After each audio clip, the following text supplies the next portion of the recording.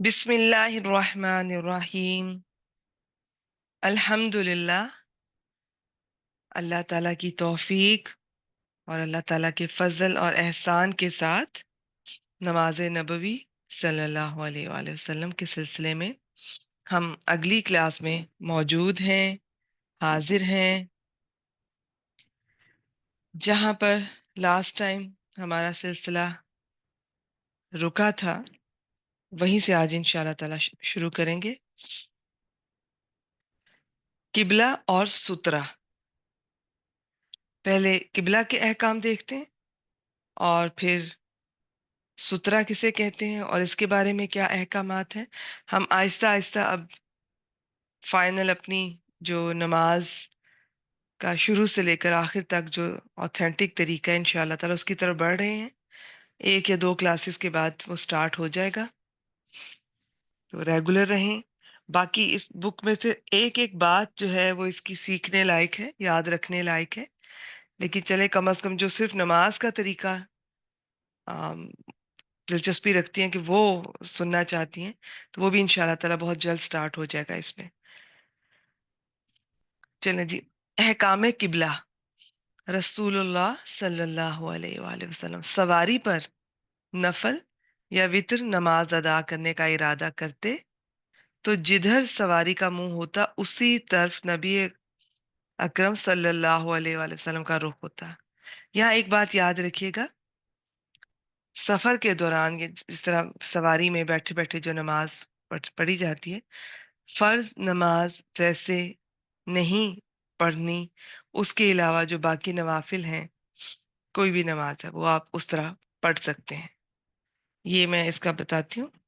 نبی اکرم صلی اللہ علیہ وآلہ وسلم دوران سفر رات کی نماز اپنی سواری پر اشارے سے پڑھتے تھے. سواری کا منہ چاہے جدھر بھی ہوتا، فرضوں کو سواری پر نہ پڑھتے. یہ چیز یاد رکھیے گا. البتہ وطر سواری پر ہی پڑھتے تھے.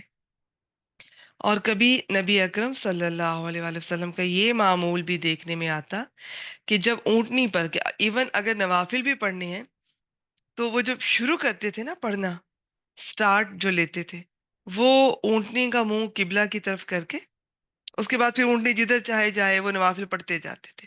یہ بھی معمول ان کا دیکھنے میں آیا ہے. اور باقی یہ کہ ٹھیک ہے سٹارٹ ہی اس طرح کر لیا اور چاہے جدھر بھی ہے قبلہ بس وہ سواری پر، لیکن فرض نہیں. جب اونٹنی پر نوافل ادا کرنے کا ارادہ فرماتے تو اونٹنی کا منہ قبلہ رخ کرتے اور تکبیر تحریمہ کہہ کر نماز شروع فرما دیتے. اس کے بعد نوافل ادا فرماتے رہتے، سواری کا رخ جس طرف ہی ہوتا. یعنی کہ سٹارٹ جو ہے وہ پراپر پوزیشن اسی طرح کعبہ کی طرف، قبلہ کی طرف منہ کر کے سٹارٹ کیا، اور اس کے بعد پھر جدھر اونٹنی کا منہ ہوا نوافل ادا کرتے گئے. یہ بھی معمول تھا. اور کبھی یہ تھا کہ بس ضروری نہیں ہے کہ سٹارٹ قبلہ کی طرف منہ کر کے کیا ہو، لیکن اور بھی جگہوں سے ہمیں پتہ چلتا ہے کہ سٹارٹ اسی طرح کرنا چاہیے. ایون اگر کوئی کرسی پہ بھی جیسے نماز پڑھتے ہیں تو، یا کوئی بہت زیادہ ایسا ابھی ایشو نہیں ہے. یہاں پہ میں ہمیشہ ایک بات کرتی ہوں کہ یہ جو شرعی عذر کا پوچھا جاتا ہے کرسی کے پر یا لیٹ کر، یہ اصل میں یہ مریض کو خود اندازہ ہوتا ہے. وہ چاہے ہمیں باقیوں کو تو وہ اتنا ہی بتائے گا نا جتنا وہ بتائے گا اس کے مطابق وہ جواب دے دیں گے. یہ انسان کو خود اندازہ ہوتا ہے کہ کیا مجھ میں اتنی سی ہمت ہے کہ میں اس طرح کر لوں یا اس طرح کر لوں، اور نہیں ہے تو ٹھیک ہے پھر آپ اس طرح آسانی کا فائدہ اٹھا سکتے ہیں. تو یہ انسان کے اندر یہ چیز ہوتی ہے، وہ خود بہت اللہ تعالیٰ کی طرف سے اس کو یہ اندازہ ہوتا ہے کہ وہ کتنی ہمت رکھتا ہے.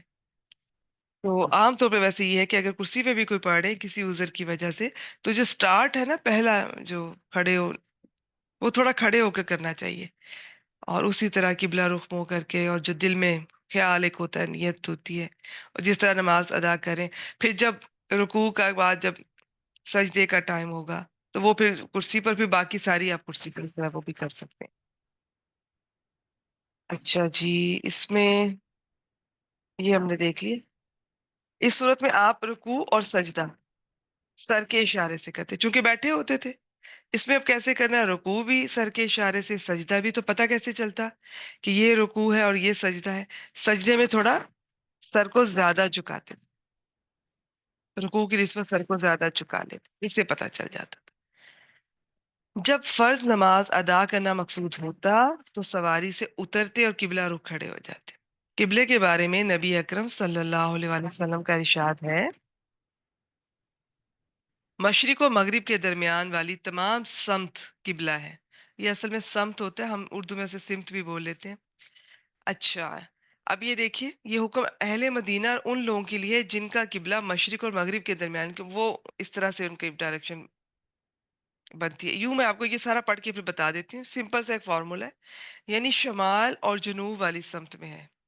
बरे सगीर पाक व हिंद, ये हमारी बात हो रही है कि लोग या तमाम वो लोग जिनका किबला चूंकि हमारा मशरिक या मगरिब की तरफ है, तो इनके लिए शमाल और जनूब के दरमियान वाली तमाम समत किबला है।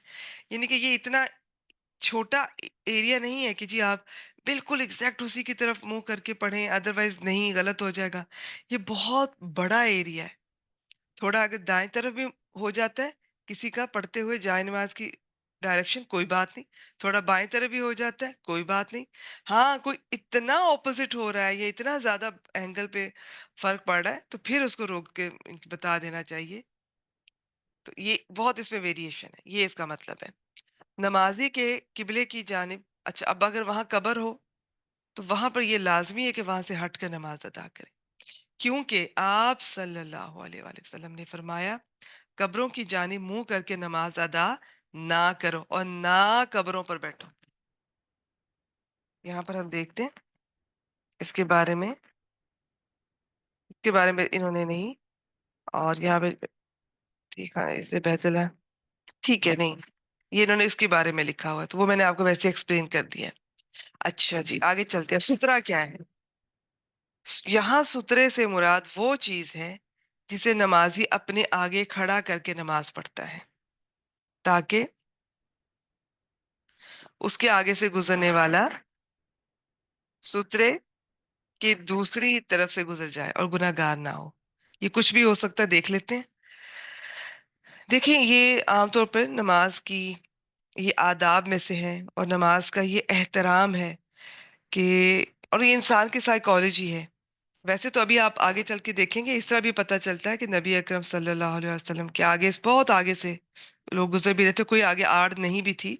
और जैसे ये हरम वगैरह में भी इस तरह का बाज दफा चांस हो जाता है।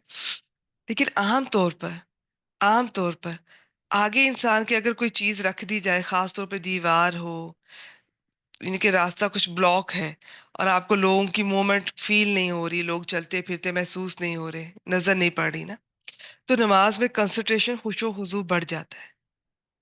तो बाकी ये कि जरूरत के वक्त जाहिर है बाहर भी कभी अदा करनी हो तो इस तरह से लोग गुजर रहे हों, किसी भी जगह अदा की जा सकती है।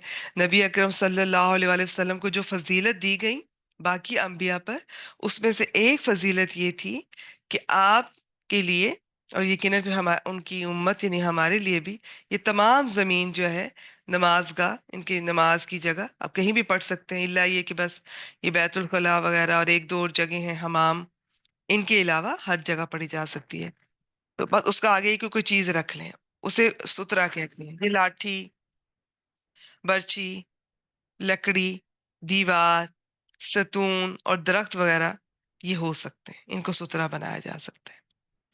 अच्छा, फिर यहाँ पे एक और कायदा है कि अगर इमाम का जो सुतरा है ना, इमाम साहब के आगे कोई सतून है या कोई दीवार है, बस वो उनके लिए जो है, वो सब मुक्तदी, मुक्तदी कौन होते हैं? जो उनकी इक्तिदा में जो इमाम साहब के पीछे उनके पीछे नमाज अदा कर रहे होते हैं, फॉलो कर रहे होते हैं, वो उनके लिए भी काफी हो जाता है। जरूरी नहीं है कि अब हर एक का आगे अपना अपना हो। अब यहाँ पर हजरत तलहा बिन उबैदुल्लाह रजी अल्लाह ताला अन्हो से रिवायत है कि रसूलुल्लाह सल्लल्लाहु अलैहि वसल्लम ने क्या फरमाया, जब तुम में से कोई शख्स अपने सामने पालान की पिछली लकड़ी के बराबर कोई चीज रख ले तो नमाज जारी रखे, और जो कोई इसके बाहर बाहर वाली तरफ से गुजरे उसकी परवाह ना करे। अब ये इसका क्या बनता है, साइज वो देख लेते हैं। ये अता थे, ये ताबी थे। ये फरमाते हैं कि पालान के पिछले हिस्से की लकड़ी की, अब वो लंबाई आपको बता रहे हैं, एक हाथ या इससे कुछ ज्यादा। अब हमारा हाथ हो सकता है थोड़ा छोटा हो, तो आमतौर पे जो बड़े हाथ हैं और उससे कुछ ज्यादा, ये देखें जी, ये कितनी बनती है, यहाँ पे लिखा हुआ है, ये तकरीबन 1.25 फुट लंबी लकड़ी सुतरा बन सकती है, ये कम से कम है।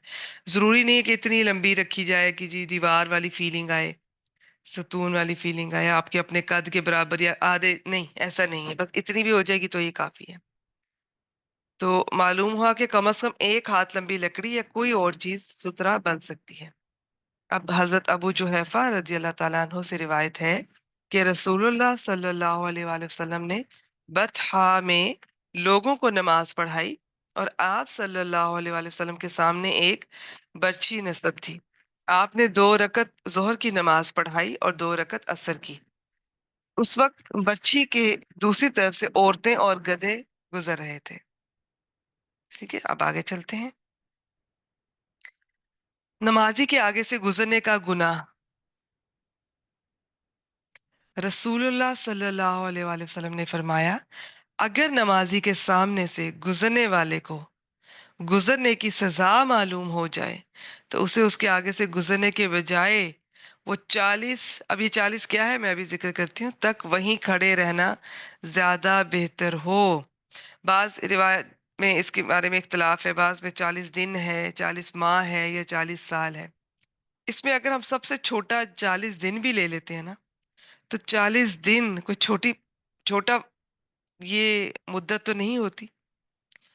तो उसको अगर इसकी सजा पता चल जाए किसी शख्स को नमाजी के आगे से गुजरने की, तो वो 40 दिन, मैं इस वजह से सबसे छोटा बोल रही हूँ, 40 दिन तक वहीं खड़े रहना प्रेफर करेगा।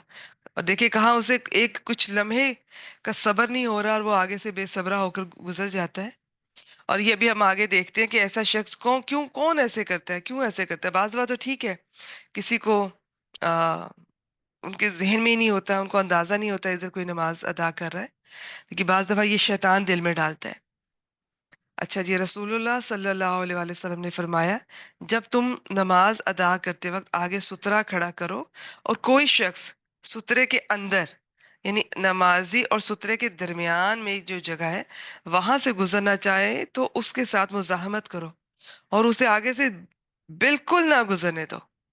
अगर वो ना माने तो उससे लड़ाई करो, बेशक वो शैतान है। ये लड़ाई का मतलब ये नहीं है कि नमाज छोड़ के तो उसे डांटना डपटना या गालियां देना शुरू कर दें। इसका मतलब है कि एक थोड़ा सा जिस्म की मूवमेंट ऐसी हो, या कम से कम हाथ का इशारा, हाथ आगे कर दें या उसे हाथ से पकड़ के साइड पे कर दें, क्योंकि ये बहुत बड़ी गुनाह की बात है। बहुत एहतराम, काबिल एहतराम होता है कोई भी शख्स, ये नमाज की अजमत समझ लीजिए कि जब कोई नमाज अदा कर रहा होता है तो वो शख्स भी उस वक्त बहुत काबिल एहतराम होता है और नमाज का भी एहतराम है। उसके आगे से गुजरने का इतना ये गुनाह है। तो और अगर कोई नमाजी और सुतरे के दरमियान में से गुजरना चाहे, सुतरे के आगे से तो जो चाहे गुजरे, लेकिन दरमियान में से गुजरना चाहे तो उसको नमाजी को चाहिए बिल्कुल ना आगे से गुजरने दे उसे।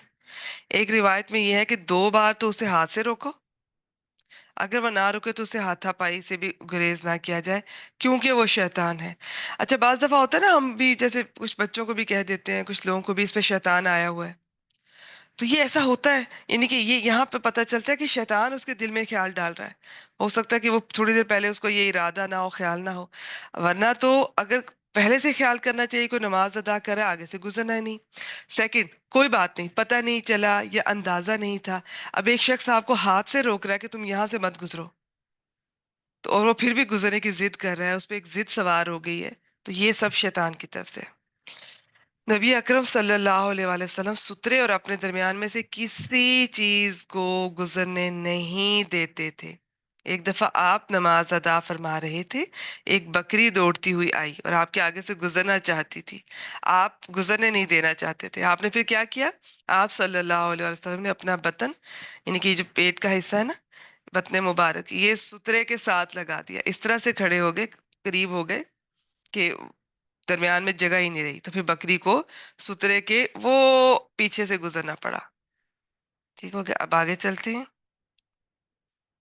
रसूलुल्लाह सल्लल्लाहु अलैहि वसल्लम की जाए नमाज, खड़े होने की जगह और दीवार के दरमियान एक बकरी के गुजरने का फासला होता था, इतनी जगह रखी जाती थी। ये नहीं कि हम बिल्कुल ही दीवार के साथ, खैर दीवार के साथ तो हम बिल्कुल खड़े भी नहीं हो सकते, क्योंकि जाहिर है सजदा करना होता है, तो इतनी जगह तो चाहिए होती है। अच्छा, ये जो अब हदीस है मैं पढ़ देती हूँ, लेकिन इसके बारे में, इसकी एक्सप्लेनेशन के बारे में कुछ इख्तलाफात हैं, लिहाजा मैं इनको डिस्कस नहीं कर रही। रसूलुल्लाह सल्लल्लाहु अलैहि वसल्लम ने फरमाया, अगर नमाजी के आगे ऊंट के पालान की पिछली लकड़ी जितना लंबा सुतरा ना हो, यानी कि इतना लंबा सुतरा अगर नहीं है, तो बालिग औरत, गधा या स्याह कुत्ता आगे से गुजर जाए तो नमाज टूट जाती है। और स्याह कुत्ता शैतान है। ठीक है, तो ये चीजों के आगे से गुजरने से जी बिल्कुल नमाज ये इस तरह से टूट जाती है। कम से कम इतना जितना बताया गया सुथरा होना चाहिए। बास के नजदीक ये जो नमाज टूट जाती है ना, कुछ स्कॉलर्स इससे मुराद लेते हैं कि उनका खुशो हुजू नहीं रहता। खैर, आगे चलते हैं। हजरत आयशा रजी अल्लाह ताला अन्हा से रिवायत है कि मैं रसूलुल्लाह सल्लल्लाहु अलैहि वसल्लम के आगे सोती थी। मेरे पाँव आपके सामने होते थे। जब आप सजदा करते तो मुझे हाथ लगाते, मैं अपने पाँव समेट लेती। ठीक है, वो सजदा करने लगते तो इस तरह टच करते उनको पता चल जाता है, आयशा को पाँव पीछे कर लेती। हुजरे बहुत छोटे, थोड़ी सी जगह होती थी, और रात की जब खासतौर पे क़यामुल लैल में ये इतना अंधेरा होता था, और जिस वक्त आप खड़े होते तो वो पाँव फिर से फैला देती। उन दिनों घरों में चिराग नहीं होते थे। मालूम हुआ कि नमाजी के आगे से गुजरना मना है, लेकिन अगर आगे कोई लेटा हुआ हो तो कोई हर्ज नहीं। इस तरह औरत के गुजरने से नमाज टूट जाती है। अगर वो सामने लेटी हुई हो तो कोई हर्ज नहीं। चले जी, ये इसी तरह अहकामात हैं, ये हम तक पहुंचे। अब हम इनको देखा, अब आगे देखते जी अगला हमारा टॉपिक क्या है। बाजमात नमाज, इसकी क्या अहमियत है। ये हजरत इब्ने मसूद रज़ियल्लाहु ताला अन्हु ने फरमाया, बेशक रसूलुल्लाह सल्लल्लाहु अलैहि वसल्लम ने हमें हिदायत के तरीके सिखाए। इन हिदायत के तरीकों में ये बात भी शामिल है कि इस मस्जिद में नमाज अदा की जाए। किस मस्जिद में? जिसमें अजान दी जाती है। और एक रिवायत में है कि उन्होंने फरमाया, अगर तुम नमाज अपने अपने घरों में पढ़ोगे, जैसे जमात से पीछे रहने वाला ये शख्स अपने घर में पढ़ लेता है, तो तुम अपने नबी अकरम सल्लल्लाहु अलैहि वसल्लम की सुन्नत छोड़ दोगे। और अगर नबी की सुन्नत छोड़ दोगे तो गुमराह हो जाओगे। और ये बात भी शामिल है कि जब कोई शख्स अच्छा वजू करके मस्जिद जाए तो अल्लाह ताला हर कदम के बदले एक नेकी लिखता है, एक दर्जा बुलंद करता है, और एक बुराई मिटा देता है। मैंने सहाबा कराम रिदवानुल्लाह अलैहिम अजमाइन को देखा, उस वक्त जमात से सिवाय खुले मुनाफिक के कोई पीछे नहीं रहता था। इवन के बीमार को भी दो आदमियों के सहारे नमाज के लिए लाया जाता था और सफ में खड़ा कर दिया जाता था। नबी अकरम सल्लल्लाहु अलैहि वसल्लम की आखिरी जो अयाम थे जिंदगी के, उसमें भी हमने यही देखा कि जब से थोड़ी सी तबीयत भी अगर साथ देती थी, बेहतरी होती थी, तो वो जमात के साथ नमाज अदा करना प्रेफर करते थे। अच्छा, अब ये जो मर्दों की नमाज जमात के साथ है, इसके बारे में भी मुख्तलिफ आरा हैं। बाज के मुताबिक ये वाजिब है, बाज के मुताबिक इनकी ये फर्ज ऐन है, बाज के मुताबिक फर्ज किफाया है, और बाज के मुताबिक ये सुन्नत मुक्कदा। मुझे एक मिनट दीजिएगा। ये चलो ठीक है, मेरे ख्याल में कोई और सुन लेगा, घर में बेल हुई है। एक मिनट दीजिएगा मुझे, एक सेकेंड। अच्छा, चले देखते हैं। ठीक है जी, ठीक हो गया जी। तो ये इसके बारे में मुख्तलिफ आ रहा है, लेकिन इसमें कोई शक नहीं है कि इसमें बहुत जोर दिया गया है, बहुत ताकीद है इसकी, बहुत इसमें खैर बरकत है। कोई उज़र हो तो ठीक है, कोई ना अदा कर सके, लेकिन ये आदत नहीं बना लेनी चाहिए मर्दों को। तो अब यहाँ पर रसूलुल्लाह सल्लल्लाहु अलैहि वसल्लम ने फरमाया, अकेले शख्स की नमाज से जमात के साथ नमाज पढ़ना 27 दर्जे ज्यादा बाइस से सवाब है। ये आप अपने घर वालों को कभी कभार ये जिक्र कीजिए। आप ऐसी बातें अपने घर में लिख कर भी लगा सकती हैं, और तो ताकि आपके घर वालों का इसकी तरफ ध्यान जाए, नजर पड़े। तो अगर वो आपकी स्टेटस देखते हैं या आपकी डीपी वगैरह देखते हैं, तो हाँ, उन पे भी आप लगा कर उनकी तवज्जो इधर दिला सकती हैं। अच्छा जी, मुझे एक मिनट दे दीजिए फिर। बहुत माजरत, डोर बेल है, मैं देख कर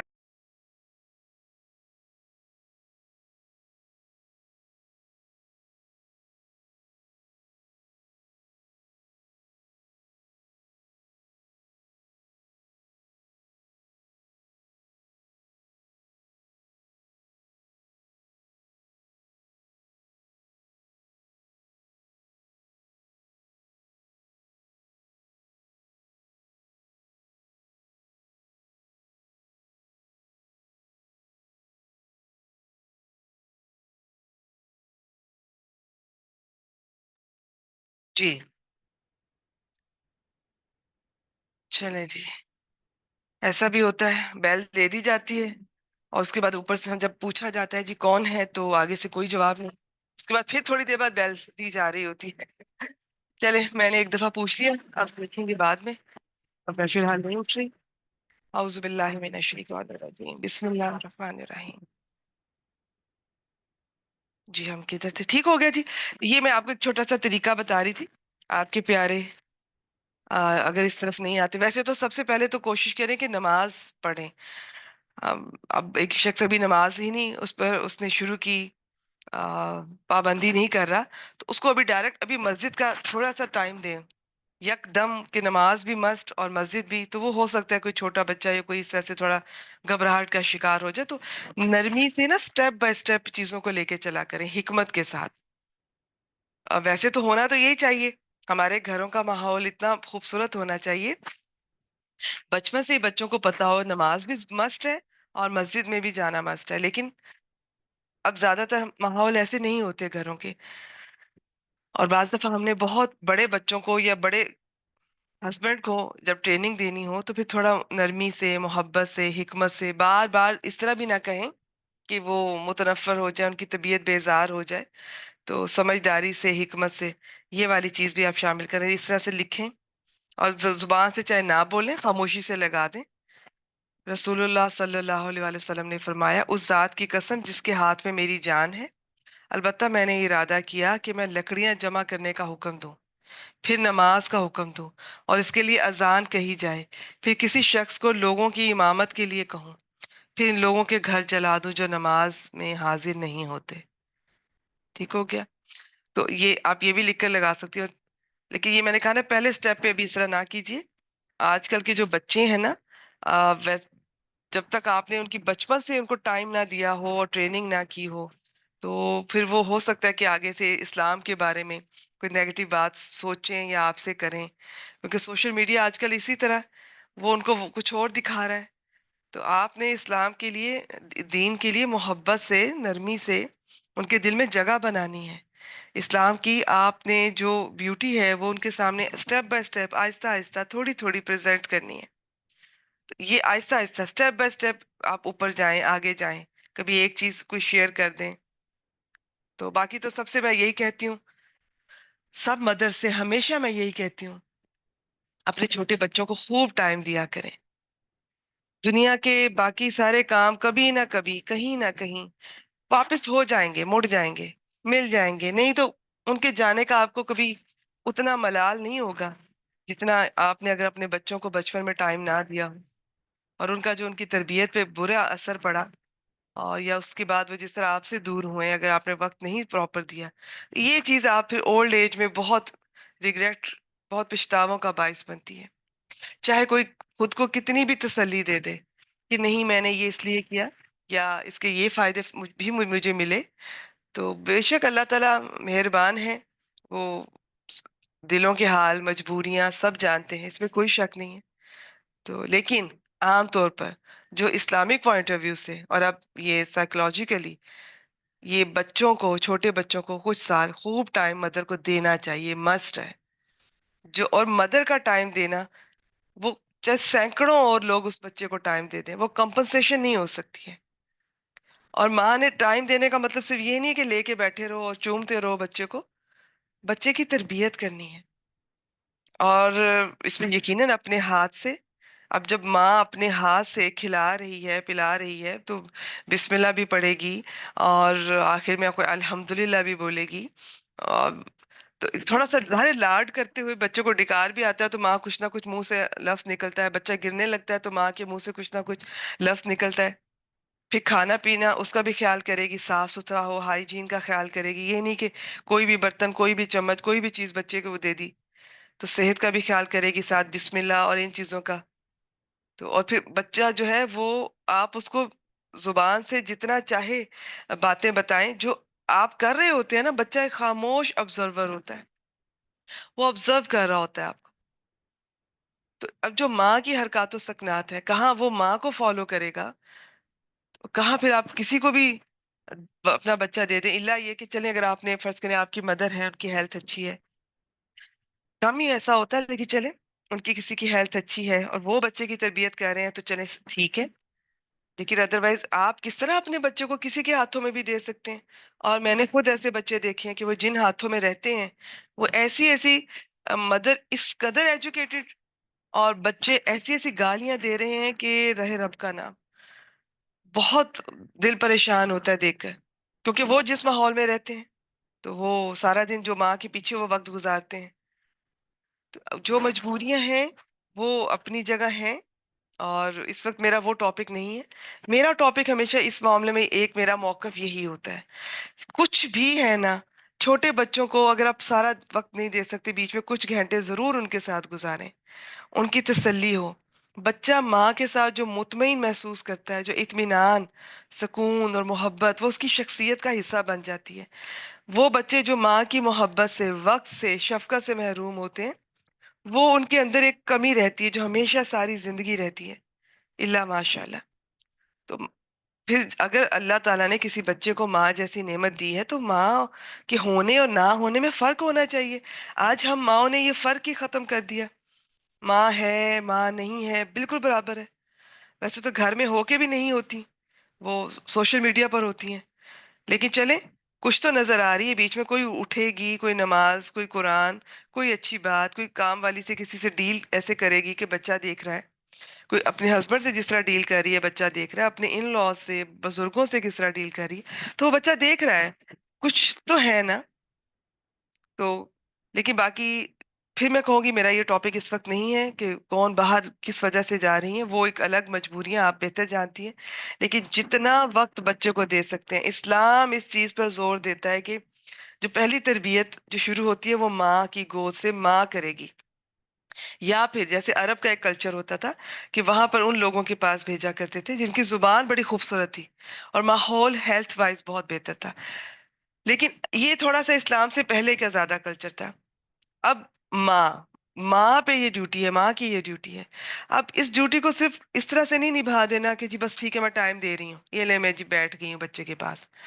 اور بچہ، ہاں یہ ماں کا ہونا، ماں کو دیکھنا، اور پاس آ کے آپ نے دیکھا ہوگا، شاید پتہ نہیں آپ غور کرتے ہی نہیں، چھوٹا بچہ کیا بڑے بچے بھی جب تک کہ بہت بڑے نہیں ہو جاتے یا بالکل ہی آپ ان کو ٹائم دینا چھوڑ دیں، وہ بیچ میں کسی نہ کسی بہانے سے چکر لگائیں گے. وہ آپ کو ماں کو دیکھنے سے انہیں سکون ملتا ہے، کانفیڈینس ملتا ہے، ایک ٹھہراؤ آتا ہے ان کی طبیعت میں، ان کے مزاج میں. تو اس کے لیے ضروری ہے کہ ماں انہیں وقت بھی دینا ہے، فزیکلی بھی نظر آئے. بہت فرق پڑتا ہے، بہت فرق پڑتا ہے ماں کے نظر آنے سے بھی. اور تربیت بھی کرنی ہے. ماں کے پاس تربیت کیسے کرے گی جب خود علم ہوگا؟ تو ماؤں کو ضرورت ہے کہ ان کے پاس دین کا علم ہو اور وہ بچوں کو ٹرانسفر کریں. تو بات یہ ہو رہی تھی کہ ماحول ایسا ہونا چاہیے تھا، ہے، کہ بچے ان کو پتا ہو 7 سال کا بچہ کیا، اس سے پہلے بچہ نماز ادا کرنا شروع کر دے. ہم کیوں 7 سال کا انتظار کریں؟ آپ یہ ابھی جو ہم صحابہ کرام سیریز پڑھ رہے ہیں، اور بھی جو واقعات سیرت النبی صلی اللہ علیہ وسلم میں بھی ہم دیکھتے ہیں، چھوٹے چھوٹے بچے جہاد پہ جانا چاہتے تھے. آج کے بچہ تو وہ سوچ بھی نہیں سکتا اس عمر کا بچہ. تو ماحول تو ایسا ہونا چاہیے تھا، ماں کو دین کا علم ہو، گھر کا ماحول دینی ہو. اس کا مطلب یہ نہیں کہ آپ دنیا کے ساتھ نہ چلیں، آپ دنیا کے علوم حاصل کریں، دنیا کے ساتھ ترقی کریں، لیکن دین آپ کی جڑوں میں ہو، آپ کی روٹس سٹرونگ ہو. تو ایسا ماحول ہو، ماں بھی، والد بھی، سب جو بھی گھر میں بزرگ ہیں، اور وہ بھی بچوں کو پتا ہو جی کہ جیسے تھوڑی سی ہوش سنبھالا، نماز مسٹ ہے. پھر گھر والے جو ہے مرد ہیں وہ اس کے لیے مسجد بھی جا رہے ہیں، تو ان چیزوں کا اہتمام ہونا چاہیے. ہم نے ان چیزوں کو بالکل زندگی میں جگہ ہی نہیں دیتے. ہماری پریفرنسز بدل گئی ہیں، پرائیورٹیز بدل گئی ہیں. تو چلے کوئی بات نہیں، اگر کسی کو ایسا ماحول نہیں ملا، سب کو یہ بھی ہو سکتا ہے کسی بیٹی کے گھر کا ماحول بہت اچھا ہو لیکن جہاں اس کی شادی ہوئی ہے وہ تھوڑا مختلف ہو، تو پھر اب وہ کیسے سمجھداری سے اور حکمت سے لے کے چلے گی؟ تو یہ تو حکمت کام آئے گی. دعا مانگا کیجئے حکمت کی، اللہ تعالیٰ آپ کو توفیق دیں. تو اب ہسبینڈ تو ظاہر ہے آپ نے ٹریننگ نہیں کی، وہ تو کسی اور خاتون کی ٹریننگ کا حصہ رہے ہیں اور اب آپ کے ساتھ زندگی شروع کی ہے. تو اب وہ بالکل نماز کی طرف کوئی دلچسپی نہیں ہے، کوئی تو اب یہ آپ نے کیسے کرنا ہے؟ یہ آہستہ آہستہ، نرمی سے، محبت سے. تو اس پہ پھر کبھی بات ہوگی انشاءاللہ تعالی. تو اب یہ ہے کہ جماعت کے ساتھ نماز بالکل جی تاکید ہے بہت اس کی، امپورٹنٹ ہے، مسٹ ہے. لیکن جب تک کوئی یہ نہیں کر رہا، کم از کم نماز تو 5 وقت کی شروع کریں. پہلا سٹیپ تو کریں، اس کے بعد پھر سٹیپ کی طرف آپ ان کو موٹیویٹ کریں. اب یہاں پر ایک اور صحابی وہ کیا فرما رہے ہیں ان کے بارے میں. یہ تھے حضرت عبداللہ بن ام مکتوم رضی اللہ تعالیٰ عنہ. یہ نابینا تھے. انہوں نے اپنے نابینا ہونے کا عذر پیش کیا اور نبی اکرم صلی اللہ علیہ وسلم سے گھر پر ہی نماز پڑھنے کی اجازت چاہی. تو نبی اکرم صلی اللہ علیہ وسلم نے پہلے تو انہیں اجازت دے دی، لیکن پھر فرمایا اذان سنتے ہو؟ انہوں نے کہا جی ہاں. آپ نے فرمایا تو پھر نماز میں حاضر ہو جایا کرو. اب آپ یہاں پہ دیکھیے بھائیو، سوچو، نابینا شخص کو گھر میں نماز پڑھنے کی اجازت نہ مل سکی. اچھا، ایک اور حدیث میں ایک اور صحابی کے بارے میں بھی ذکر ملتا، تھوڑی سچویشن ان کی ڈیفرنٹ تھی. تو کس کانٹیکس میں بات ہو رہی ہے، کس سچویشن میں؟ یہ فزیکلی، یہ چونکہ صرف آنکھیں نہیں تھی، باقی فزیکلی فٹ تھے. جب نبی اکرم صلی اللہ علیہ وسلم کسی غزوہ میں شرکت کے لیے یہ لوگ صحابی سب چلے جاتے تھے نا، تو اکثر پیچھے مدینہ میں یہ حضرت جو ابن ام مکتوم ہے ان کو چھوڑ کے جایا کرتے تھے پیچھے عورتوں اور بچوں کے پاس. تو اس طرح سے. اور آنکھوں والے جو اذان، اچھا یہاں پہ کیا بات ہو رہی ہے کہ انہیں اجازت نہ مل سکی، اور آنکھوں والے جو اذان سن کر مسجد میں نماز پڑھنے کے لیے نہیں جاتے، تو سوچیں وہ کتنے بڑے جرم اور گناہ کے مرتکب ہو رہے ہیں. عورتوں کو مسجد میں آنے کی اجازت. رسول اللہ صلی اللہ علیہ وسلم نے فرمایا جب تمہاری عورت مسجد جانے کی اجازت مانگے تو اسے ہرگز منع نہ کرو. لیکن یہاں پہ ایک بات یاد رکھیں، پہلے وہ پڑھ لیتے ہیں پھر اس کو دیکھیے گا. حضرت ابن عمر رضی اللہ تعالی عنہما سے روایت ہے، نبی اکرم صلی اللہ علیہ وآلہ وسلم نے فرمایا تم اپنی عورتوں کو نماز پڑھنے کے لیے مسجد میں آنے سے منع نہ کرو، ٹھیک ہے، اگرچہ ان کے گھر ان کے لیے بہتر ہے. یہ چیز، یہ اس کو پہلے ذہن میں رکھیں. جو گھر کی نماز ہے عورت کی، اور اس کے اندر بھی گھر کے بھی اس کونے والے کمرے کی اور ایک زیادہ پرائیویسی اور پردے والے کی، اس سے اس کی نماز کا درجہ بڑھتا جاتا ہے. باقی اس میں کوئی شک نہیں، جیسے حرم میں بھی آپ کو اس طرح سے ادا کرنی پڑتی ہے، جانا پڑے گا. رمضان میں تراویحوں کا بالکل اہتمام اگر وہاں پر کوئی کرتے ہیں، وہاں پہ جا سکتے ہیں. اور اس کا مردوں کو کہا گیا کہ آپ بالکل منع نہیں کریں عورتوں کو، اگر کوئی شوق رکھتی ہیں، دلچسپی رکھتی ہیں. لیکن ساتھ یہ بتا دیا گیا، اسے نہ بھولیے گا. آپ اگر جا رہی ہیں، کر رہی ہیں، ٹھیک ہے، لیکن جو نہیں جا رہی، آپ ان کو اس طرح سے یہ نہیں کہہ سکتی کہ وہ غلط کر رہی ہیں، کیونکہ یہ چیز یہ بہتر ہے. بہتر کا مطلب ہوتا ہے کہ یہ اس سے بہتر ہے جو وہ کر رہی ہیں، یعنی کہ وہ مسجد میں آنے سے بہتر ہے کہ وہ گھر میں ادا کرے اکیلی، یا جس طرح بھی جو گھر کے اندر ہے اکارڈنگلی. تو یہ چیز آپ نے ذہن میں رکھنی ہے. باقی جو جاتی ہیں بالکل انہیں منع نہ کرو. اچھا جی، میں نے بتا دی. اور لیکن عورتوں کو خوشبو لگا کر مسجد جانے کی ممانعت ہے. اور اس کے علاوہ عورت کے منع بالکل نہیں ہے، بلکہ کہا گیا ہے کہ انہیں بالکل نہ روکو اگر وہ شوق رکھتی ہیں، جانا چاہتی ہیں، دلچسپی رکھتی ہیں. لیکن آج کے دور میں عورت کا، یہاں تو یہ بتا دیا نا خوشبو لگا کر نہیں جانا، اب تو بات خوشبو سے کہیں آگے چلی گئی. اب تو اتنے فتنے ہیں، اتنے فتنے ہیں عورت کے ان کی یہ مسجد تک جانے میں بھی. تو یہ بہت کچھ دیکھنا پڑے گا. ان سب چیزوں سے ایوائڈ کرتے ہوئے، بچتے ہوئے اگر وہ یہ سارا اہتمام کر سکتی ہے تو بہت اچھی بات ہے.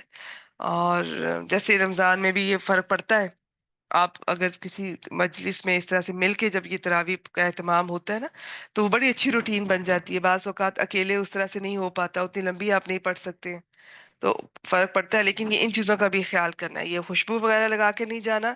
اور جتنے بھی فتنے راستے میں، تھوڑا پردے کا خیال، تھوڑا، اب یہ نہیں کہ ٹولیوں کی شکل میں جا رہی ہیں ہنستی کھیلتی کھلکھلاتی، اور راستے میں کچھ اور نئے ایشوز کریٹ ہو جائیں. آج کل تو یہ سوشل میڈیا، موبائل، یہ سارے سسٹم، تو ان چیزوں کا بھی بہت خیال کرنا ہے، بہت احتیاط کرنی ہے. ان سب چیزوں سے اوائڈ کرتے ہوئے یہ سارا اہتمام جو کر سکتی ہیں وہ کریں. آگے جی، نماز با جماعت کے متفرق ڈفرنٹ مسائل. رسول اللہ صلی اللہ علیہ وسلم نے فرمایا جب جماعت کے لیے اقامت کہہ دی جائے تو کسی شخص کو پیشاب وغیرہ کی، اچھا یہ تو کہہ دیا، فتنے والی بات ہو گئی، اس کو حاجت ہو، اقامت کہہ دی ہے کسی نے، اب یہ نماز بالکل شروع ہونے والی ہے، اس کو اگر کسی کوئی ایسی حاجت پیش آ جائے تو پہلے اسے فراغت حاصل کرے پھر نماز پڑھے۔ نبی رحمت صلی اللہ علیہ وآلہ وسلم نے فرمایا، جو شخص اذان سن کر، اب یہ ڈیفرنٹ احکامات میں آپ سے یہ سامنے پڑھ رہی ہوں، مسجد میں جماعت کے لیے نہ پہنچے اور گھر میں نماز پڑھ لے، اس سے نماز قبول نہیں کی جاتی الا یہ کہ کوئی عذر ہو، واقعی کوئی جینوئن ریزن کی وجہ سے چھوڑی ہے تو ٹھیک ہے، ادروائز نہیں قبول کی جاتی۔ جس جگہ 3 آدمی ہوں اور وہ جماعت سے نماز نہ پڑھیں تو ان پہ شیطان غالب ہوتا ہے۔ رسول اللہ صلی اللہ علیہ وآلہ وسلم نے فرمایا، اگر شام کا کھانا سامنے لگا دیا جائے اور نماز کی اقامت ہو جائے، پہلے کھانا کھاؤ اور کھانا کھانے میں جلدی نہ کرو یہاں تک کہ اس سے فارغ ہو جاؤ۔ یہاں پہ تھوڑا سا ذہن میں رکھیے گا، یہ عرب میں عام طور پہ ان کا کھانا جیسے اکثر ایک ہی ٹائم ملتا تھا، ہو سکتا ہے کہ ان میں سے زیادہ کا ٹائم وہی ہو جس ٹائم پہ یہ شام کی کوئی نماز کا ٹائم ہو، اور یہ بہت کم کھاتے تھے، کم کھانے کو ملتا تھا، اور نہایت بھوک کی وجہ سے نماز میں وہ خوش و خضوع بعض دفعہ نہیں ملتا۔ ہم جیسوں کو تو زیادہ اوور ایٹنگ کر لیتے ہیں، بعض دفعہ اس سے بھی خوش و خضوع کا ایشوز ہو جاتے ہیں، تو نارمل ایٹنگ کے ساتھ بھی خیر۔ تو ایک تو وجہ یہ کہ ان کے لیے زیادہ یہ اسٹرانگ تھا کہ اب ان کو چاہیے کہ پہلے کھانا کھا لیں، اس کے بعد تسلی سے خوش و خضوع کے ساتھ نماز ادا کریں۔ سیکنڈ، اس میں بھی یہ بھی ہوتا تھا کہ ان لوگوں کے کھانے ہمارے جیسے نہیں ہوتے تھے، یہ لمبے لمبے دسترخوان، یہ بھی کھاؤ وہ بھی کھاؤ وہ بھی کھاؤ، اب کھانے کے بعد یہ بھی کھاؤ، یہ میٹھا بھی کھاؤ، وہ چیز بھی کھاؤ وہ بھی کھاؤ۔ تو اب یہ والے ان چیزوں کا نہیں ہے کہ نماز کی اقامت ہو گئی اور یہ والے دسترخوان چل رہے ہیں، ان کے کھانے بھی تھوڑے سے ہوتے تھے اور مختصر سے کھانے تھے، وہ تسلی سے بھی کھاتے تھے تو جلدی سے کھایا جاتا تھا۔ اب یہاں پہ حضرت عبداللہ بن عمر کے سامنے کھانا رکھ دیا جاتا اور جماعت بھی کھڑی ہو جاتی تو اس وقت تک نماز کے لیے نہ آتے جب تک کھانے سے فارغ نہ ہو جاتے، حالانکہ وہ امام کی قرات بھی سن رہے ہوتے تھے۔ نہایت شدید سردی اور بارش کی رات میں رسول اللہ صلی اللہ علیہ وآلہ وسلم نے گھروں میں نماز پڑھنے کی اجازت دی ہے۔ اب یہاں پر پھر وہی بات میں کروں گی کہ سخت سردی اور بارش، تو آج کل کیا ہے، آج چلو ٹھیک ہے، سردی کا تو سردی تو ہے، بارش میں کیا ہوتا تھا، ان کے سب کچھ کچا تھا، ان کے راستے بھی کچے تھے، مسجدیں بھی کچی تھیں، تو بارش کا مطلب یہ ہے کہ آپ اپنے گھر سے جو بارش مسجد تک آئیں گے، چاہے کتنی بھی قریب ہو، آپ کو پیدل چل کے آنا ہے، اور اس میں بارش میں کیچڑ آپ کے لباس پہ، پھر مسجد میں وہاں پہ بھی کیچڑ بعض دفعہ، تو آپ کا یہ گرنے کا پھسلنے کا خطرہ، تو ایسی صورت میں نماز وہاں پر گھروں میں پڑھی جا سکتی تھی۔ آج کل تو ہمارے اتنی آسانی ہے، جتنی چاہے بارش ہو، گھر سے مسجد تک آپ اپنی سواری میں بھی جا سکتے ہیں، اور ان کے کیا جا سکتا ہے اگر موازنہ بھی کریں نا۔ ویسے اس میں کوئی شک نہیں ہے، جو آپ کو اللہ تعالیٰ نے آسانیاں دی ہیں ان کو اپنانا چاہیے، اللہ تعالیٰ کو اچھا لگتا ہے، چاہے کوئی بھی دور ہے تو آپ ان آسانیوں کو فالو کریں، لیکن ایک ویسے یہ بات بھی ذہن میں رکھیے گا کہ کچھ احکامات ایسے ہوں گے جو خاص اس کانٹیکس میں ہوں گے ان لوگوں کے لیے، کچھ ہیں جو ہمیشہ سب کے لیے ہیں، تو ایسے بہت سارے معاملات ہیں، تو ان پہ میں ابھی ڈیٹیل بات نہیں کر رہی۔ جیسے کوئی چیز نبی اکرم صلی اللہ علیہ وسلم نے اگر ایک شخص کو منع فرمائی تو اس کا مطلب یہ نہیں کہ وہ پوری امت کو منع فرمائی گئی تھی، کوئی کھانے کی چیز ہو سکتا ہے کہ وہ انہیں پرہیز اس کی ضرورت ہو، تو یہ آپ نے پورا اس حدیث کا کانٹیکس دیکھنا ہوتا ہے کہ کس کانٹیکس میں بات ہو رہی ہے۔ تو یہاں پر اگر کوئی آج کے زمانے میں تو کوئی ایشو ہی نہیں ہے بارش کا، تو اس کی وجہ سے مسجدیں دیکھیں کیسی بنی ہوئی ہیں، وہاں پہ بالکل بھی ایسا کوئی نہیں ہے کہ جی کوئی سلپ ہوگا، کپڑے گندے ہوں گے، دوبارہ سے جانا پڑے گا، اور یہ اور وہ، تو یہ کیا جا سکتا ہے، لیکن باقی سہولتوں سے فائدہ اٹھانا وہ بھی بالکل پسندیدہ ہے۔ صفوں میں مل کر کھڑا ہونے کا حکم۔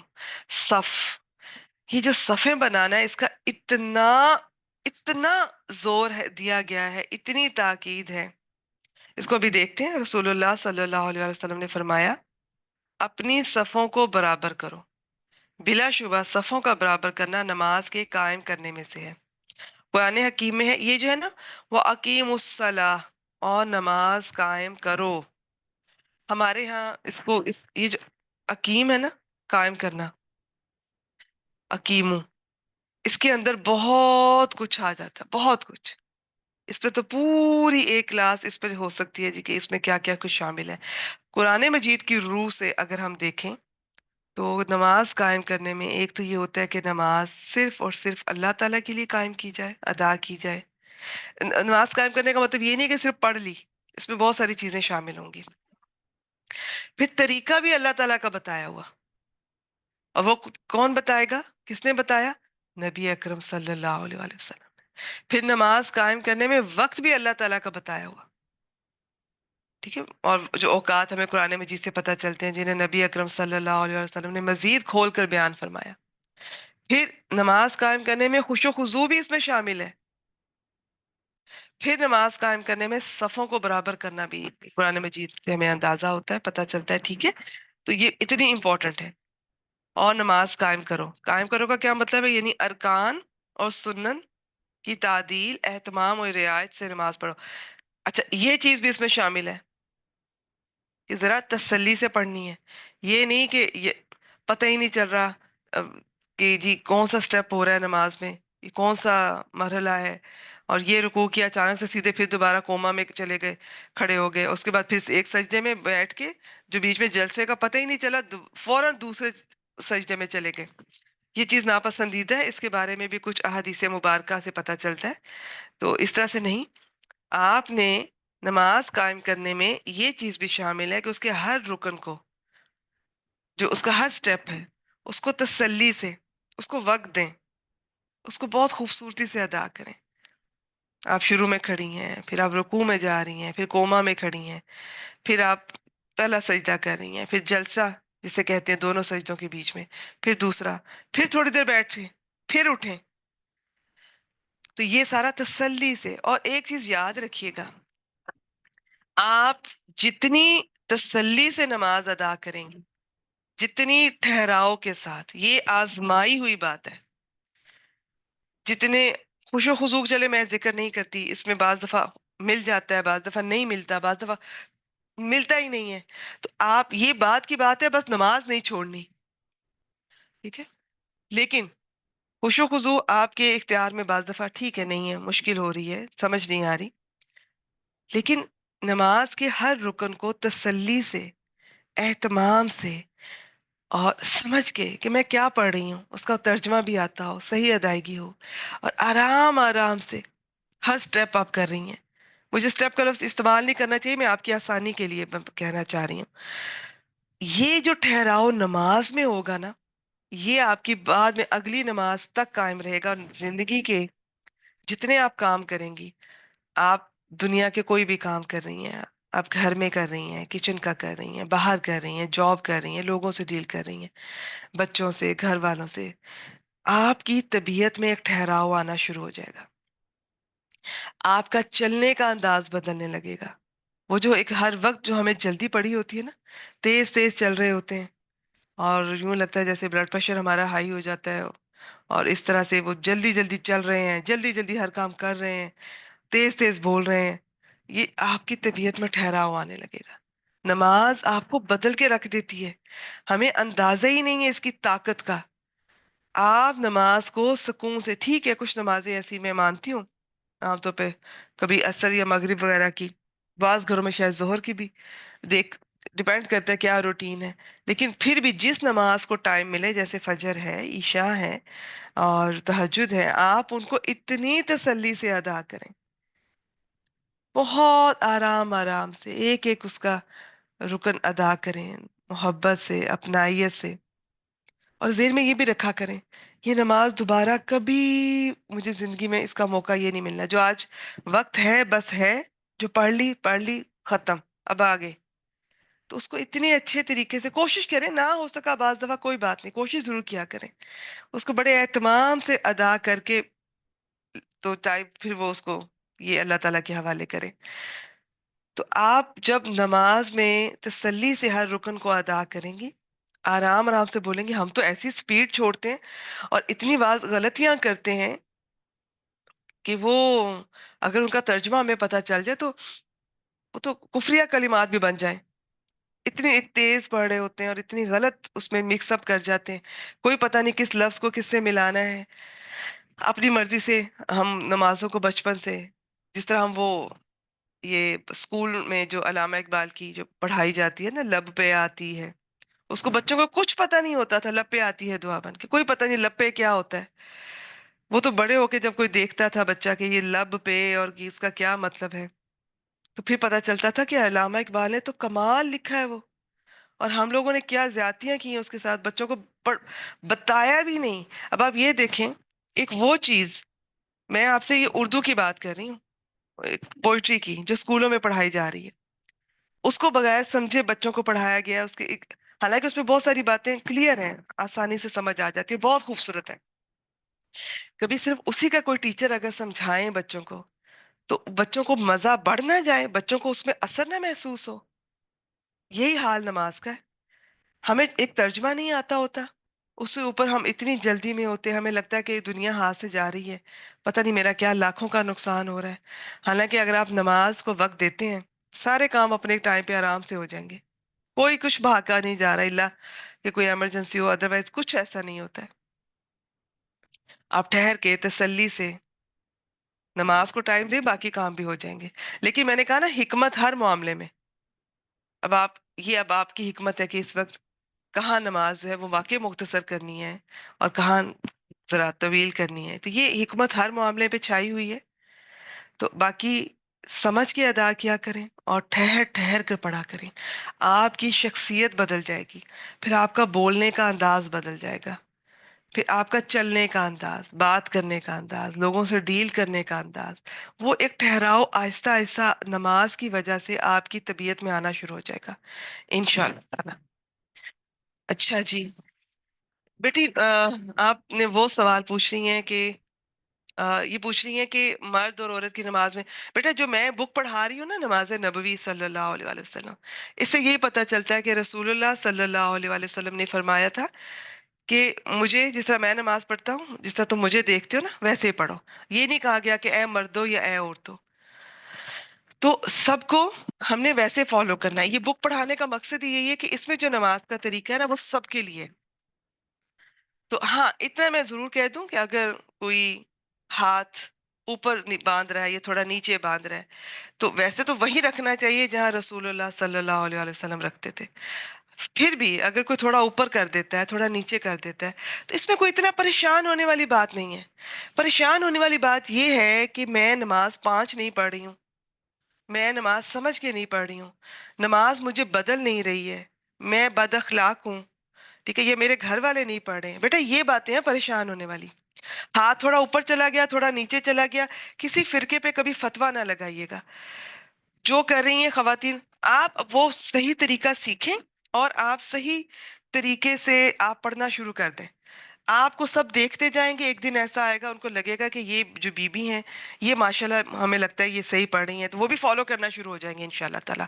تو پھر اس کے علاوہ ایک اور بات، ہم عورتیں بالکل ہم نے سجدہ جس طرح ہم گھروں میں عام طور پہ کرتی ہیں نا، ہم تو لیٹ ہی جاتی ہیں. ہم اس طرح لیٹی چپکی ہوتی ہیں زمین کے ساتھ کہ وہ بہت برا اور غلط وہ ہوتا ہے. تو تھوڑا ہم نے بھی اپنی باڈی کو زمین سے بھی اوپر، اور ہمارے بازو بھی الگ ہونے چاہیے تھوڑا. تو یہ نبی اکرم صلی اللہ علیہ وآلہ وسلم کی طرح ہی سجدہ کرنا ہے.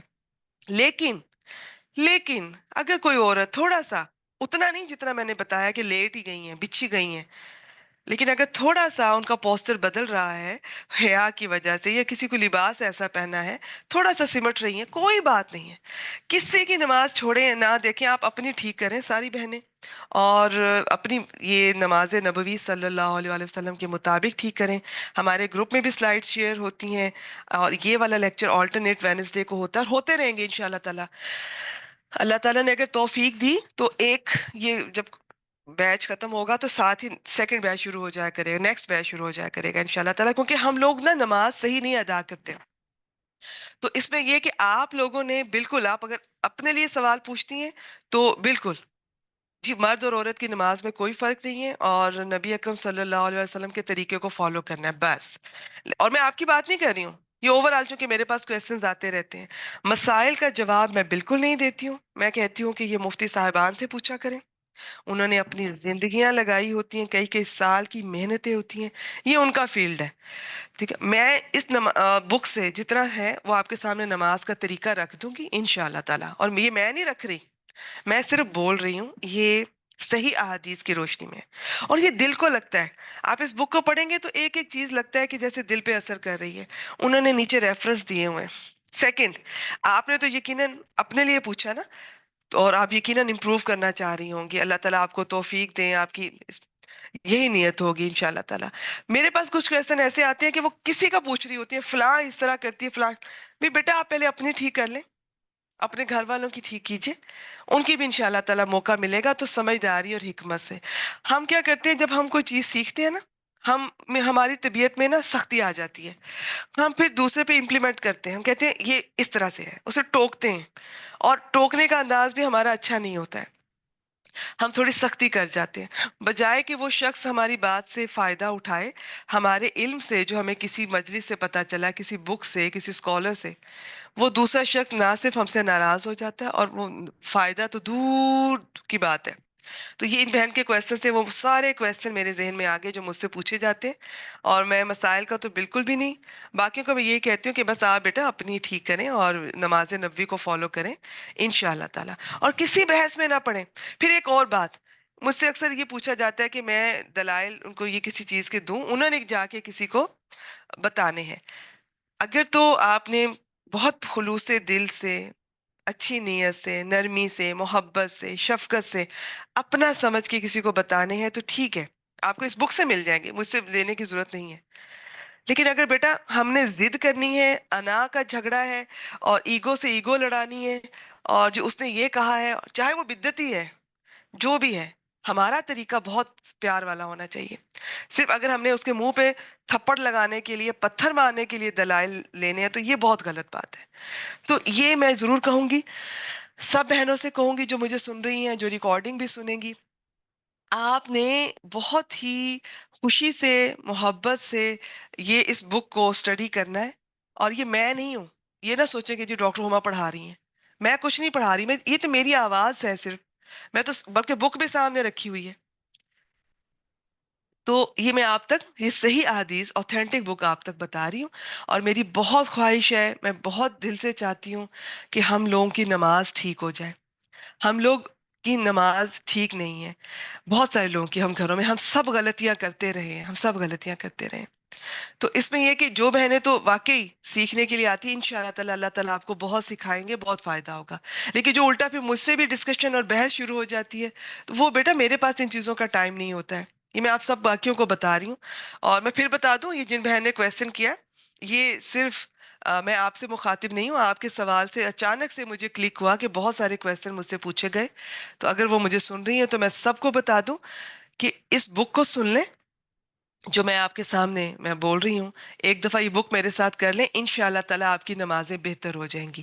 اس کے ساتھ ساتھ آپ اگر اس کو ترجمے سے یاد کر لیں، وہ بھی ہمارے اسی گروپ میں حافظہ فریال صاحبہ کروا رہی ہیں، آپ تجوید اور ترجمہ کے ساتھ کر لیں تو انشاءاللہ تعالیٰ بہترین ہو جائے گی. باقی وقت کے ساتھ ساتھ خوش و خضوع بھی آ جائے گا. تو قرآن مجید سے جڑے رہیں، انشاءاللہ تعالیٰ دیکھیے گا آپ کی نمازیں بدلیں گی. لیکن یہ جو ہوتا ہے نا، یہ جھگڑا کرنا، اور آج کل پتہ ہے لڑائیوں کی شکل کیا ہو گئی ہے، مجھے افسوس ہوتا ہے دیکھ کر. ہم لوگ سوشل میڈیا پہ لڑائی کرتے ہیں. اب ایک نے کوئی اسٹیٹس لگایا، دوسرے نے اس کو جواب دیا، چاہے آپ دلیل سے دے رہے ہیں. بیٹا ایک انداز ہوتا ہے، طریقہ ہوتا ہے کسی کو بتانے کا، اس کو سمجھانے کا. ہم جس طرح لڑتے ہیں سوشل میڈیا پر، ہم جس طرح ان کو جواب اس طرح سے دے رہے ہوتے ہیں اور طنز کر رہے ہوتے ہیں اس پہ، اور ان کو بدعتی اور مشرک اور کافر اور نہ جانے کیا کچھ کہہ کے مخاطب کر کے بات کر رہے ہوتے ہیں. اس طرح بیٹا کون، اس طرح تو مجھے کوئی کہے گا میں تو نہیں سدھروں گی، میں تو خود دل پہ لے لوں گی، میں تو اوفینڈ ہو جاؤں گی. اور بہت یہ مجھے لگتا ہے کہ یہ احتیاط کا معاملہ ہوتا ہے. تو آپ سب سے پہلے یہ نیت رکھیں کہ جو یہ بک ہے یہ واقعی اوتھینٹک ہے، اس میں صحیح احادیث کی روشنی میں بات ہو رہی ہے. تو انشاءاللہ تعالیٰ یہ ہم سیکھیں گے اور اس پر عمل کریں گے. سب سے پہلے اپنا ٹھیک کریں گے، پھر ہم اپنے پیاروں کا، گھر والوں کا، سب کا ٹھیک کریں گے. لیکن نہ آپ مجھ سے بحث کیجئے، کیونکہ میں اپنی بات نہیں کر رہی ہوں، میں بک آپ کے سامنے رکھ رہی ہوں. اور نہ ہی آپ کسی سے اس طرح بحث کیجئے کہ وہ آپ سے بھی دور ہو جائے. آپ کسی کو اس طرح ناراض نہ ہونے دیں. کہ ہمارے رویے سے کوئی دور ہو جائے. چاہے وہ غلط بھی کر رہا ہے نا، تھوڑا ٹائم دیں، نرمی سے، محبت سے، طریقے سے اس کو لے کر آئے. الحمدللہ الحمدللہ مجھے بہت خوشی ہے کہ جو پچھلے کچھ کلاسز میں نماز کی بھی اور باقی کلاسز میں بھی کوئی بدعتوں کا ایسے ٹاپک بیچ میں آئے ہیں، مجھے کچھ اسٹوڈنٹس کے میسج آئے ہیں کہ وہ پہلے ان بدعتوں کا شکار تھے اور اب یہ سننے کے بعد انہوں نے چھوڑ دیا. تو بیٹا بات تو میں نے بھی وہی کی ہے، نرمی سے کی ہے. تو اس میں اگر میں بھی اسٹیٹس پہ دے دے کے ماروں اگلے کو تو شاید وہ نہ بدلتی. تو یہ طریقہ بہت میٹر کرتا ہے. علم اکیلا کچھ نہیں ہے جب تک اس کے ساتھ حکمت شامل نہ ہو. کس کو کہنا ہے، کیا کہنا ہے، کتنا کہنا ہے، کہاں بولنا ہے، کہاں چپ رہنا ہے، کہاں صرف چپ رہنا ہے. تو یہ سب چیزیں انشاءاللہ تعالیٰ آپ سیکھیں گے. تو پھر مجھے یہ اس نماز نبوی صلی اللہ علیہ وآلہ وسلم کے سلسلے میں میسج ملتے رہتے ہیں اور بہت خوشی ہوتی ہے کہ یہ پہلے ہم یہ اس طرح سے کر رہے تھے، اب ہمیں یہ پتہ چلا. اور ہمیں یہ گروپ کے کچھ میسج سے، اسٹیٹس سے، پوسٹ سے یا یہ کلاسز سے پتہ چلا. ہمیں پتہ ہی نہیں تھا کہ ایسا ہوتا ہے، ویسا ہوتا ہے. تو یہ الحمدللہ اگر آپ لوگ سیکھنے کی نیت سے آئی ہیں نا، اور مجھ سے بھی بحث نہیں کریں گی اور باقی دوسروں سے بھی بحث میں ٹائم ضائع نہیں کریں گی.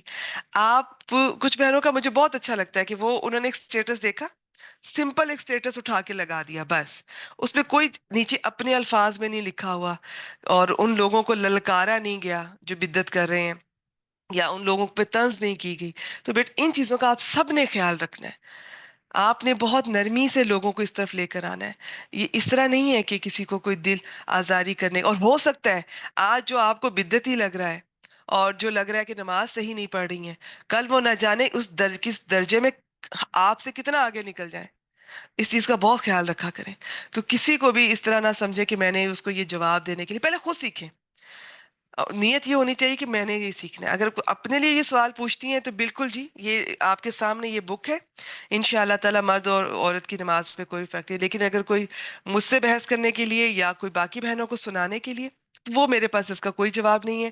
وہ یہ بک آپ لوگوں کے سامنے ہے، اس پہ سے دیکھیں، دل پہ اثر کرتی ہے، فائدہ دیتی ہے تو آپ کنٹینیو کیجئے. نہیں تو کوئی ضد اور زبردستی تو نہیں کسی کے ساتھ کر سکتا.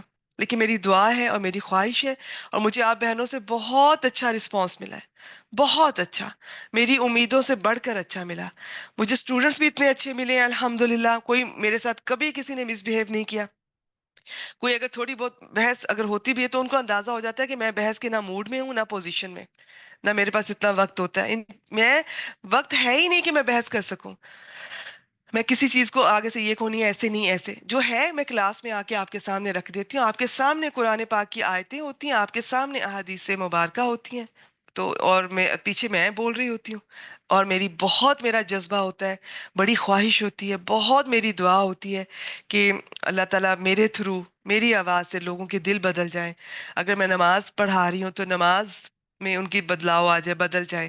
میں اگر قرآن مجید کی کروا رہی ہوں، میں کچھ سیرت کروا رہی ہوں، کچھ بھی کروا رہی ہوں، تو دل ان کے بدلے، یہ بدل جائیں. تو جی بالکل. اب آپ یہ دیکھیے انشاءاللہ تعالیٰ ابھی تو وہ سلسلہ شروع ہونے والا ہے. میرا خیال ہے اگلی سے اگلی کلاس میں ہوپ فلی ہو جائے گا. اس میں پھر ہم شروع سے لے کے اینڈ تک دیکھیں گے نماز کا اوتھینٹک طریقہ. بہت کھلے دل سے آئیے گا، اور بالکل یہ سوچ کے کہ ہمیں کچھ نہیں آتا اور ہو سکتا ہے ہم غلط پڑھ رہے ہوں، غلط کر رہے ہوں. پھر انشاءاللہ تعالیٰ یہ جب بک آپ کے سامنے آئے گی تو ہمیں اپنی غلطیوں کا بھی احساس ہوگا، ہم درست بھی کر لیں گے. اس کے بعد پھر اب آپ کی آزمائش ہوگی کہ اب آپ آگے کیسے لوگوں تک پہنچاتی ہیں، آپ کا طریقہ کس طرح لے کر چلتی ہیں. تو یہ اکثر مجھے لگتا ہے کہ ہم لوگ نا صحیح طرح نہیں میسج کنوے کرتے. اس پہ بھی میں کبھی اللہ تعالیٰ نے توفیق دی تو میں ایک لیکچر ضرور لینا چاہوں گی کہ آپ اگر دلیل بھی کسی کو دے رہے ہیں، اپنے اسٹیٹس پہ بھی لگا رہے ہیں، تو بیٹا اس کا بھی ایک طریقہ ہوتا ہے.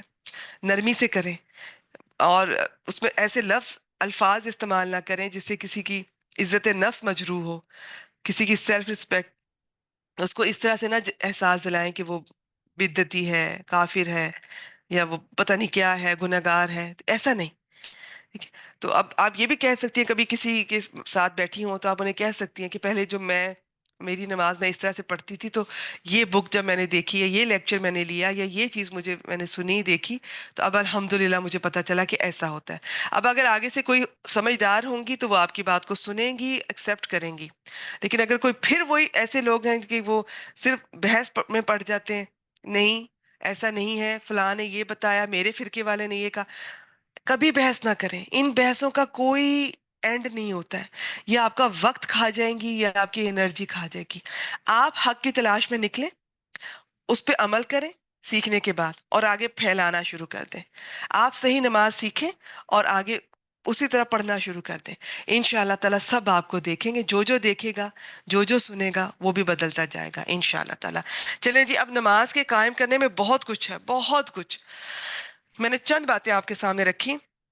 اس میں نا صفوں کا بہت زیادہ رول ہے، کیونکہ صفیں جب بنتی ہیں نا، یہ تو جس طرح فرشتوں کا بھی پتہ چلتا ہے کہ وہ بھی اس طرح صف در صف، تو اسی صورت میں. اور یہ آ، آپ یہ نماز میں بہت سختی ہے صفوں کی. صرف باجماعت ہی ضروری نہیں ہے، صفیں سیدھی ہونی چاہیے، کیونکہ جب کوئی آگے کوئی پیچھے تو ڈسپلن آؤٹ ہو جاتا ہے، اور ڈسپلن بھی نہیں رہے گا تو دلوں میں اختلاف آ جاتا ہے. یہ اللہ تعالیٰ کی طرف سے ہے. جس طرح یہ صفوں میں کھڑے ہوتے ہیں نا، کندھے سے کندھا ملایا، پاؤں سے پاؤں ملایا ہوا ہے، اور بالکل سٹریٹ کھڑے ہیں. یہاں ایک بڑا پیارا محاورہ آئے گا کہ صفوں کو عام طور پہ ہمیں یوں کہنا چاہیے نا کہ جو صفیں ہیں وہ تیر کی طرح سیدھی ہونی چاہیے، لیکن یہاں انہوں نے استعمال کیا ہے کہ تیروں کو صفوں کے ذریعے سیدھا کیا جاتا ہے. اتنی سیدھی صفیں ہوں، اس سے پھر دل جو ہے نا وہ جڑ جاتے ہیں. ادروائز ہر کوئی اپنی مرضی کر رہا ہے، اور یہ جو مرضی ہوتی ہے نا دین کے معاملے میں، کوئی مرضی نہیں میری کہ میرا کیا دل کر رہا ہے، مجھے کہاں کھڑے ہونا ہے، کس کے ساتھ کھڑے ہونا ہے. نہیں، بس اللہ تعالیٰ کا حکم ہے، اللہ تعالیٰ کی مرضی ہے. تو ہم نے اپنی مرضی سے کوئی آگے پیچھے دائیں بائیں نہیں. بالکل صفوں میں، خاص طور پہ مردوں کی بات کر رہی ہوں، لیکن خواتین کو بھی خیال کرنا چاہیے. ہم مسجدوں میں کیا کرتے ہیں؟ ہم مسجدوں میں اس چیز کا خیال نہیں کرتی ہیں. اگر کوئی خاتون آگے سے پیچھے چلی گئی ہیں یا چلی گئی ہیں، ان کی جگہ لینے کے لیے خواتین آگے نہیں آئیں گی.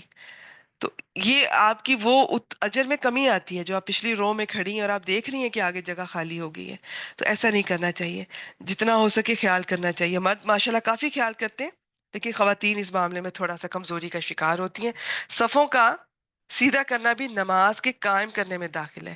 اس سے معلوم ہوا کہ صفوں کا ٹیڑھا ہونا نقصان کا موجب ہے. میں نے بتایا نا دلوں میں اختلاف آ جاتا ہے، یہ اللہ تعالیٰ کی طرف سے ہے، یہ ایسا ہی ہے.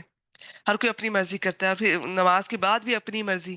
یہ نہیں دیکھیں گے کہ دین کیا کہہ رہا ہے. پھر آپ کے دل میں اس بھائی کے لیے، ان بھائیوں کے لیے، باقیوں کے لیے وہ محبت نہیں ہوگی جو باجماعت صف میں کھڑے ہونے سے پیدا ہوتی ہے. رسول اللہ صلی اللہ علیہ وآلہ وسلم نے فرمایا صفوں کو سیدھا کرو، کیونکہ صف کو سیدھا کرنا نماز کے حسن میں سے ہے. پھر حضرت نعمان بن بشیر رضی اللہ تعالیٰ عنہما روایت کرتے ہیں کہ رسول اللہ صلی اللہ علیہ وآلہ وسلم ہماری صفوں کو ایسے برابر کرتے گویا ان کے ساتھ تیروں کو برابر کرتے ہوں. ٹھیک ہے، یہ بہت پیاری بات کی ہے انہوں نے. یہاں تک کہ ہم نے نبی اکرم صلی اللہ علیہ وآلہ وسلم سے صفوں کا سیدھا کرنا سمجھ لیا. ایک دن آپ جماعت کے لیے کھڑے ہوئے اور تکبیر کہنے کو تھے کہ ایک شخص کو دیکھا، اس کا سینہ، یہ چیسٹ کا اس کا حصہ صف سے باہر نکلا ہوا ہے. تو فرمایا اپنی صفوں کو برابر اور سیدھا کرو، ورنہ اللہ تعالیٰ تم میں اختلاف ڈال دے گا. اور مذکورہ حدیث کی روح سے صفوں کا سیدھا کرنا نہایت ضروری ہے. اقامت ہو جانے کے بعد جب صفیں سیدھی، درست اور برابر ہو جائیں، پھر امام کو تکبیر اولیٰ کہنی چاہیے. خبردار صفیں ٹیڑھی نہ ہوں، کیونکہ صفوں کا ٹیڑھا پن باہمی پھوٹ، دلوں کے اختلاف، باطنی کدورت کا موجب ہے. ایسا ہی ہوتا ہے، بالکل ایسا ہی ہوتا ہے. حضرت انس رضی اللہ تعالیٰ عنہ روایت کرتے ہیں رسول اللہ صلی اللہ علیہ وآلہ وسلم نے فرمایا اپنی صفیں ملی ہوئی رکھو، کندھے سے کندھا، قدم سے قدم ملا کر کھڑے ہو، اور صفوں کے درمیان نزدیکی کرو. صفوں کے درمیان اتنا فاصلہ نہ چھوڑو کہ وہاں ایک اور صف کھڑی ہو سکے. اور یہ ایک اور حدیث سے پتہ چلتا ہے، یہ بھی شیطان کی طرف سے ہوتا ہے. جو صفوں کے درمیان میں جگہ ہم چھوڑ دیتے ہیں، وہ اس میں سے کس طرح موو کرتا ہے. تو یہ ٹھیک ہے، یہاں پہ جتنا بتایا میں وہی آپ کے سامنے رکھ رہی ہوں. اور گردنیں برابر ایک دوسرے کی سیدھ میں رکھو. قسم ہے اس ذات کی جس کے ہاتھ میں میری جان ہے، یقیناً میں شیطان کو دیکھتا ہوں جو صف کے شگافوں میں داخل ہوتا ہے، گویا کہ وہ بکری کا سیاب بچہ ہے. اچھا، یہ محاورے کے مطابق یہ تو میں نے آپ کو بتا دیا. کہنا تو یہ چاہیے تھا کہ صف تیر کی طرح سیدھے، لیکن کہا گیا کہ تیر صف کی طرح سیدھے. تو اس کا مطلب یہ ہے کہ اس بات میں اور مبالغہ آ جاتا ہے کہ اتنی سیدھی ہوتی تھی کہ ان کی مدد سے نشانے کی طرف تیروں کا رخ بخوبی سیدھا کیا جا سکتا تھا. اچھا جی، ایسا کرتے ہیں، یہاں تک دیکھ لیتے ہیں. اور حضرت نعمان بن بشیر سے ہی روایت ہے کہ رسول اللہ صلی اللہ علیہ وآلہ وسلم نے لوگوں کی طرف چہرہ کر کے فرمایا، لوگوں اپنی صفیں سیدھی کرو، لوگوں اپنی صفیں درست کرو. 3 دفعہ دیکھیں کہہ رہے ہیں، فرما رہے ہیں اپنی صفیں برابر کرو. اللہ کی قسم، یا تو تم ضرور ضرور صفیں سیدھی کرو گے، یا پھر اللہ تعالیٰ تمہارے دلوں میں اختلاف اور پھوٹ ڈال دے گا. پھر تو یہ حالت ہوگی کہ ہر شخص اپنے ساتھی کے کندھے سے کندھا، گھٹنے سے گھٹنا اور ٹخنے سے ٹخنا چپکا دیتا تھا. حضرت انس رضی اللہ تعالیٰ عنہ سے روایت ہے کہ رسول اللہ صلی اللہ علیہ وآلہ وسلم نے فرمایا، صفوں کو سیدھا کیا کرو کیونکہ میں تمہیں پس پشت بھی دیکھتا ہوں. اچھا، یہاں یاد رہے یہ آپ صلی اللہ علیہ وسلم کا معجزہ تھا، اور یہ ہر دفعہ نہیں تھا. بعض دفعہ پیچھے نہیں پتا ہوتا تھا کہ کیا ہوا. اس کا بھی آپ کو یہاں پہ یہ نیچے ڈیٹیل ہے. میں اگر آج موقع ملا میں انشاءاللہ تعالیٰ آپ سے PDF شیئر کروں گی، یہ آپ خود پڑھ لیجئے گا. یہ چیزیں جو نیچے دی ہیں ادھر بھی اور اس سے اگلے پیج پہ بھی، یہ پورا پیج یہ آپ خود دیکھ لیجئے گا، آپ کے شوق پر ہے. میں یہاں پر جو نماز سے ریلیٹڈ ہے وہ انشاءاللہ تعالیٰ کور کرواؤں گی. تو یہ آپ کا معجزہ تھا. حضرت انس کہتے ہیں کہ ہم میں سے ہر شخص صفوں میں اپنا کندھا دوسرے کے کندھے سے اور اپنا قدم دوسرے کے قدم سے ملا دیتا تھا. پھر حضرت براء بن عازب رضی اللہ تعالیٰ عنہما سے روایت ہے، رسول اللہ صلی اللہ علیہ وآلہ وسلم صف کے اندر داخل ہو کر ایک جانب سے دوسری جانب تک چلتے، ہمارے سینوں اور کندھوں کو برابر کرتے اور فرماتے، آگے پیچھے مت ہونا ورنہ تمہارے دل بھی مختلف ہو جائیں گے. اور فرماتے، تحقیق اللہ تعالیٰ پہلی صف والوں پر اپنی رحمت بھیجتا ہے اور فرشتے ان کے لیے رحمت کی دعا کرتے ہیں. چلے یہ انشاءاللہ تعالیٰ اگلی دفعہ اس کو دیکھتے ہیں، یہ یہاں ان چیزوں سے کیا مراد ہے. آج یہیں پر اور ریگولر رہیں انشاءاللہ تعالیٰ. اگلی نہیں تو اس سے اگلی میں نماز کا وہ طریقہ اس بک سے آپ کے سامنے آتا جائے گا. اور اگر آپ اس کو غور و فکر کریں گی، صرف سن لیں گی نا، اور کھلے دل سے کھلے ذہن سے، آپ کو مجھ سے بھی کوئی سوال نہیں پوچھنا پڑے گا انشاءاللہ تعالیٰ.